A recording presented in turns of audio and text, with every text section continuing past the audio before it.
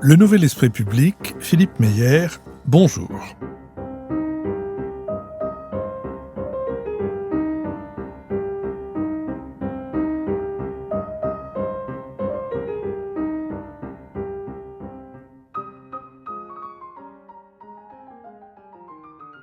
Bonjour, merci de nous avoir rejoints pour cette dernière conversation avec Marion Godefroy-Taillard de Bormes, historienne de l'EHESS, historienne de la gastronomie, historienne aussi, je l'ai signalé, j'ai signalé votre livre À la table de l'histoire, co-signé avec Xavier Decteau, mais aussi votre biographie gourmande de Napoléon.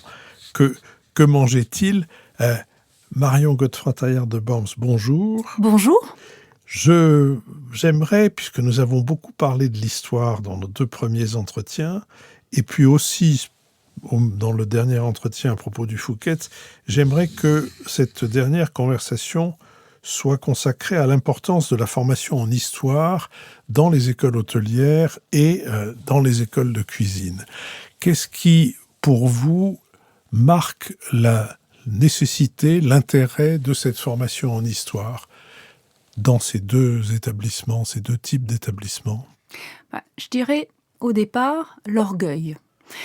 Est-il normal de constater que lorsqu'on fait ses études à l'Institut de Dublin en gastronomie, on est une première, une deuxième, une troisième année gastro 1, gastro 2, gastro 3, où on étudie toute l'évolution de l'histoire de la gastronomie et particulièrement de la gastronomie française, et qu'en France, en lycée hôtelier ou en BTS, il n'y a absolument aucun enseignement. Ou alors, parfois, par un professeur de technique, parce qu'il s'est intéressé à telle ou telle chose. Et malheureusement, comme c'est de la vulgate, et on a bien vu que la vulgate répandait des idées fausses sur les épices, sur la façon dont on mangeait, on a une idée assez fausse. Quand on passe un concours, et les concours sont extrêmement importants dans les métiers de l'hôtellerie et de la restauration, on vous demande de réfléchir et on vous demande d'avoir des connaissances. Pour toute la génération qui a 60 ans et plus, c'est facile. Parce qu'elle a vécu le changement de cette nouvelle cuisine, elle sait ce que c'est que l'objet libre, elle sait comment travailler. Pour la génération actuelle, c'est-à-dire la mienne, celle qui a une quarantaine d'années, ou qui va vers ses 50 ans, elle ne sait pas comment chercher. Je me souviens, vous avez évoqué le Fouquet. Laissez-moi vous conter une anecdote. Lorsqu'il a fallu faire la pièce montée du Fouquet, j'ai rédigé donc une charte en indiquant que c'était une pièce de telle hauteur, avec un socle et telle couleur. Bon, c'est pour résumer grossièrement. Et j'ai indiqué un biscuit qui était particulièrement utilisé à l'époque, qui était un biscuit Malmaison. Il se trouve que le pâtissier a mis à peu près 6 semaines pour m'avouer que le biscuit Malmaison, il avait cherché dans Escoffier ou sur Google et qu'il n'avait pas trouvé. C'est dommage parce que la Bibliothèque nationale de France a fait une politique de numérisation extrêmement importante avec sa page qui est le Fonds du patrimoine gourmand, où vous trouvez aujourd'hui Escoffier, Gouffé, Carême en accès libre, avec une petite recherche de mots-clés, et où il aurait trouvé facilement ce que c'était qu'un biscuit Malmaison. Donc il a fallu que je fasse la photocopie, que j'explique que ça venait d'Urbain Durbois, et que je lui donne la charte, c'est-à-dire un beurre noisette et certaines agrumes. Dites-nous un peu davantage sur le biscuit Malmaison qui est en train de me mettre l'eau à la bouche. Ah, c'est presque comme un biscuit de voyage. C'est un tout petit peu plus généreux et moelleux qu'un simple biscuit Joconde. Ça n'a pas la petite sécheresse qui a besoin dans un biscuit d'être imbibé. Et ça peut même, on peut la travailler en tout petit gâteau individuel. Enfin, mes enfants adoraient ça. Et alors, ce biscuit Malmaison, comment avez-vous trouvé que c'était lui qu'il fallait utiliser pour la pièce montée du Fouquet? Parce que c'est celui qu'on utilisait du temps de... C'est celui qu'on trouvait beaucoup dans la littérature technique pour toute la pâtisserie à monter, entre guillemets, c'est-à-dire dans ces grands moules. Je l'avais testé, je l'avoue honnêtement.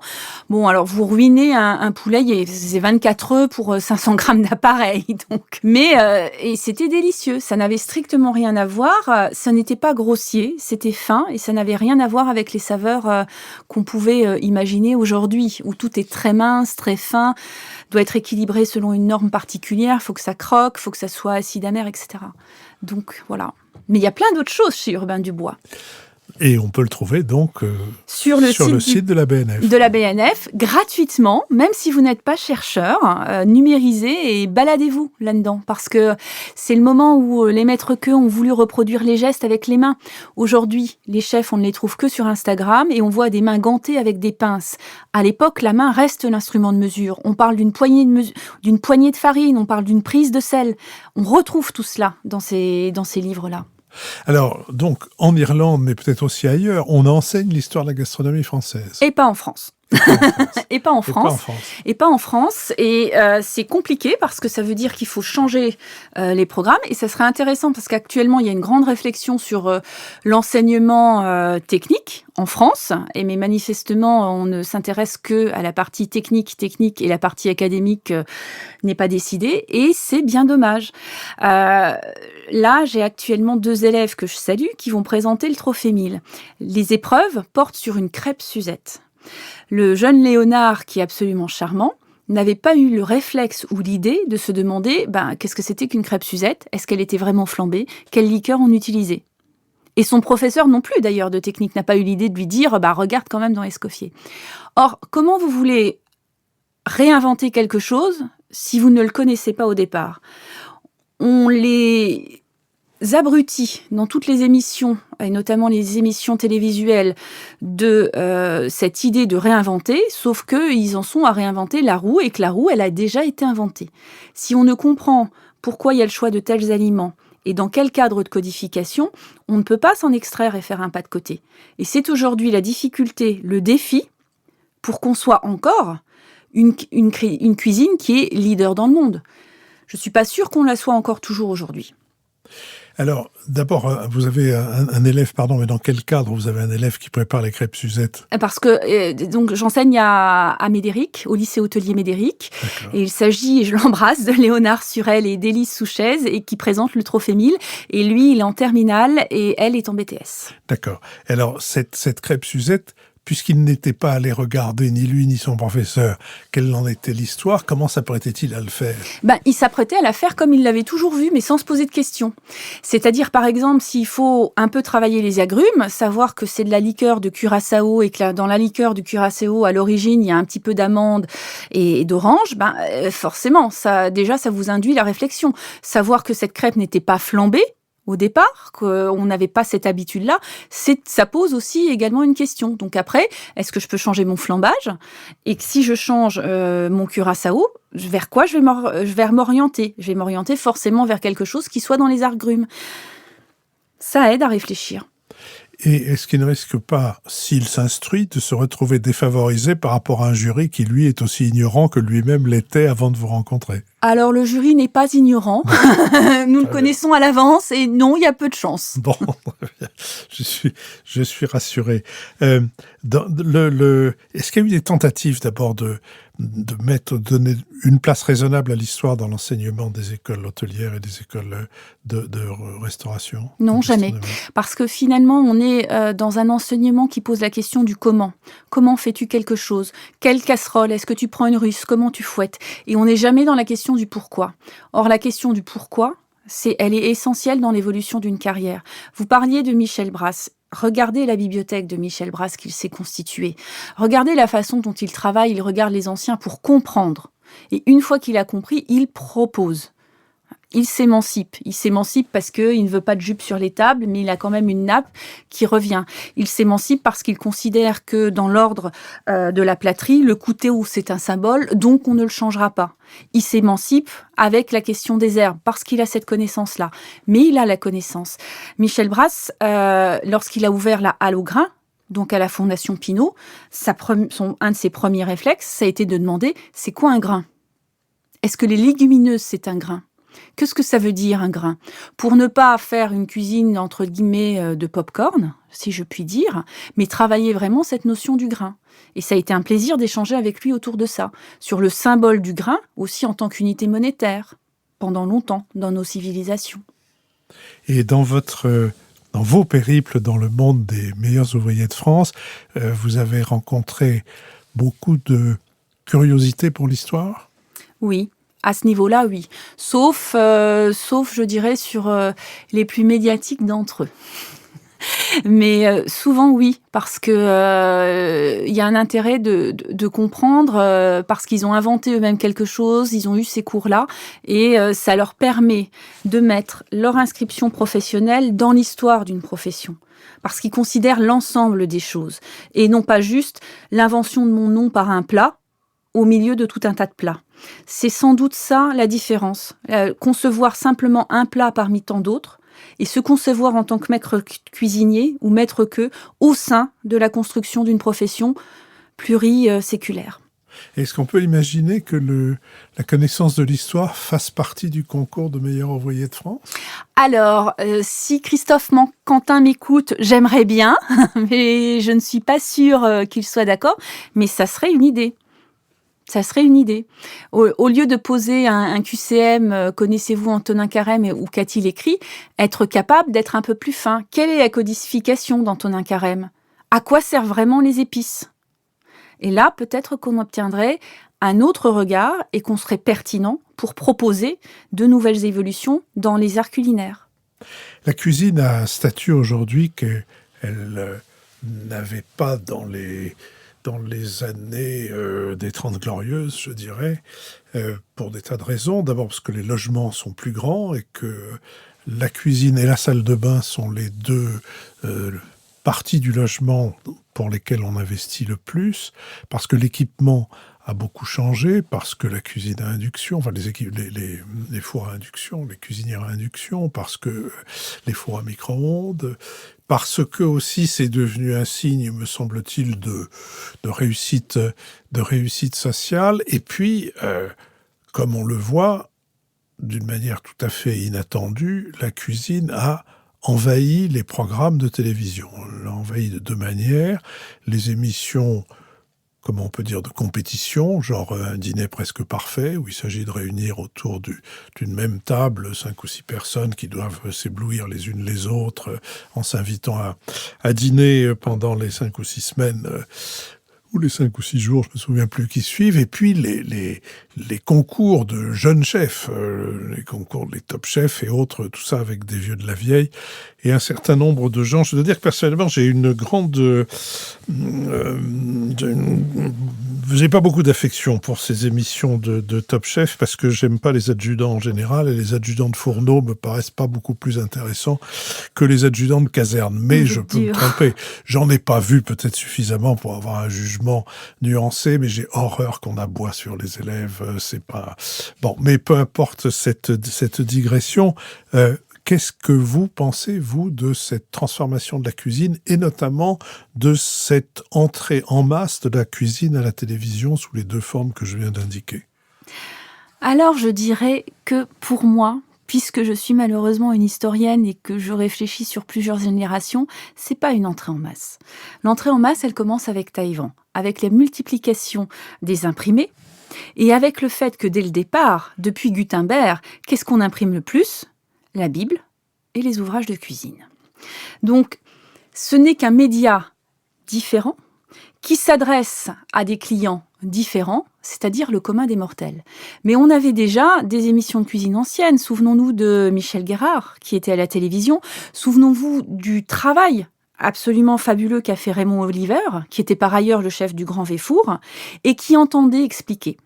Ce que vous dites, ce qu'était la grande cuisine, ce que vous dites sur l'évolution des appartements est très juste. 1950, on l'a vu avec la Covid, 7% des Français ont seulement une salle de bain. Aujourd'hui, si on n'en a pas une salle de bain plus une salle d'eau, c'est compliqué. La cuisine, effectivement, a cette même évolution, quoique ce ne soit pas des cuisines professionnelles. C'est-à-dire que, par exemple, on n'organise pas un poste avec l'eau qui doit couler, ensuite le feu, ensuite le bloc froid. Les cuisinistes ne vous le disent pas. Ils vous demandent quelle façade vous choisissez et il faut que ça soit le montant le plus cher. Mais la cuisine effectivement, à induction, le pli des casseroles permet d'avoir de très basses températures qui permettent au tout un chacun de faire, par exemple, le fameux moelleux au chocolat de Michel Brasse qui est régulièrement massacré chez Picard. Mais bon, on l'a pareil. On peut le faire quand même.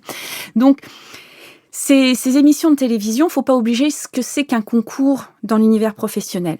Dans tout univers, et comme vous l'avez rappelé, j'en ai passé des concours. Un concours, c'est ce qui permet de progresser très vite et de se poser des questions qu'on ne se poserait pas forcément.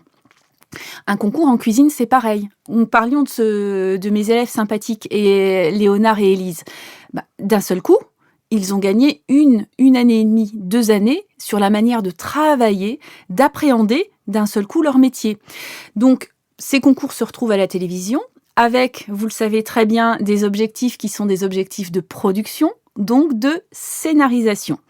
Et une difficulté, puisqu'aujourd'hui on le voit très bien dans ces concours, c'est qu'il faut faire la parité, et vous n'avez pas la parité en cuisine. Donc on invite un peu comme on peut, parce qu'évidemment toutes les femmes aussi travaillent et n'ont pas envie d'être à la télévision.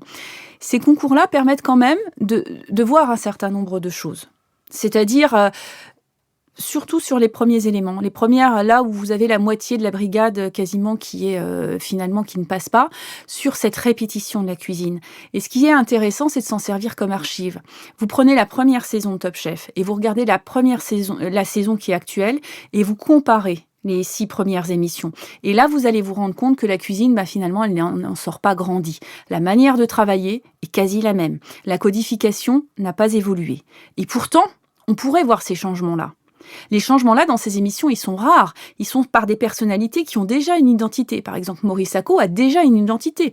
Il l'explique. Ma mère cuisinait avec d'autres types d'agrumes, d'autres types d'épices, et voilà ce que je vais en proposer. Là, effectivement, il y a une nouvelle codification, parce que d'un seul coup, le terrain de jeu n'est plus l'hexagone. Mais sinon, réinventer le pot-au-feu pour réinventer le pot-au-feu, Jean-François Piège l'a déjà fait. Réinventer, dépoussiérer, ce sont des mots de l'époque. Quel sens vous leur donneriez, si vous leur en donnez un, en matière de cuisine ? Dépoussiérer le pot-au-feu, réinventer le cassoulet, qu'est-ce que ça veut dire ? Ça ne veut pas dire grand-chose. Parce que si on réinvente justement le pot-au-feu, le cassoulet, on ne s'adresse pas au même type de cuisine. On est sur des concours, on est sur de la haute gastronomie. La haute gastronomie, ce n'est pas la cuisine populaire. Donc un pot-au-feu, ça cuit dans le pot pendant longtemps, sans forcément une surveillance. Donc c'est pratique. Le cassoulet, l'exemple que vous donniez, c'est aussi un exemple cela. Donc qu'est-ce qu'on peut réinventer ? On peut réinventer par la technique. On a réinventé par le froid. Je rappelle quand même que la cuisson de la meringue à l'azote, ça a 46 ans. Ça date de 1977. Donc, il serait temps peut-être de passer à autre chose. On a des fours plus performants, on a des fouets plus performants. Ok, très bien. Mais finalement, c'est par la question technique. Et Antonin Carême l'a montré quand il a inventé la douille en fer pour pocher ses croque-en-bouche, qu'on y arrive toujours. Donc, si vous n'êtes pas d'abord un bon technicien, si vous ne savez pas bricoler et inventer les choses, vous n'arriverez pas à codifier comme vous le voulez la cuisine. Donc, en fait, la question du dépoussiérage et la question de la réinvention est plus liée à des ingénieurs qu'à des cuisiniers ? Elle est liée à l'ingénieur cuisinier tel qu'il était au départ, sous Taïwan, c'est-à-dire, ou sous Vatel, c'est-à-dire le type qui fait tout. Il invente ses outils de travail, il propose son menu, il organise une fête. Et cette figure de l'ingénieur, elle a été gommée, elle a été oubliée presque du temps d'Escoffier.